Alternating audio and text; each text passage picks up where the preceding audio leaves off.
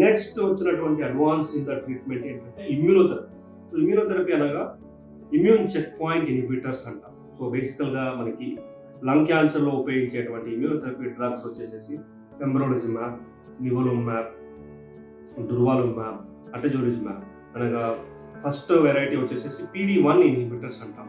So బేసికల్గా PD-1 అనే ప్రోటీన్ని inhibit చేసి ఇమ్యూనిటీ సిస్టమ్ను బూస్ట్ చేసి so that they will fight against the cancer cells. That is the mechanism. So PD-1 ఇన్హిబిటర్స్లో మనకి పెంబ్రోలిజిమాబ్, నివోలుమాబ్ అనే డ్రగ్స్, PD-L1 ఇన్హిబిటర్స్ వచ్చేసేసి అటెజోలిజిమాబ్, డుర్వాలుమాబ్ అనే ఇవన్నీ కూడా ఇమ్యూనోథెరపీ డ్రగ్స్.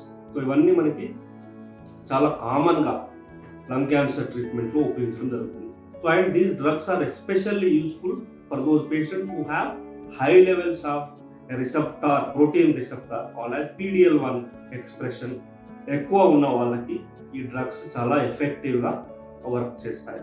సో ఓవరాల్గా స్టేజ్ ఆఫ్ ద ట్యూమర్ని బట్టి, performance, general condition of the patient బట్టి ఇవన్నీ ఫ్యాక్టర్స్ చూసుకొని మల్టీ డిసిప్లినరీ ట్యూమర్ బోర్డులు డిసైడ్ చేసినాక ఒక పర్టికులర్ పేషెంట్కి మనము కొన్ని రకాల treatment are all types of treatments depending on the requirement ఇవ్వడం జరుగుతుంది. So surgery, chemotherapy, radiation therapy, targeted therapy, immunotherapy ఇవన్నీ రకాలైనటువంటి మోడర్న్ టైప్స్ ఆఫ్ ట్రీట్మెంట్ వచ్చాక మనకి లంగ్ క్యాన్సర్ పేషెంట్ యొక్క సర్వైవల్ రేట్స్ కూడా గణనీయంగా పెరగడం జరిగింది.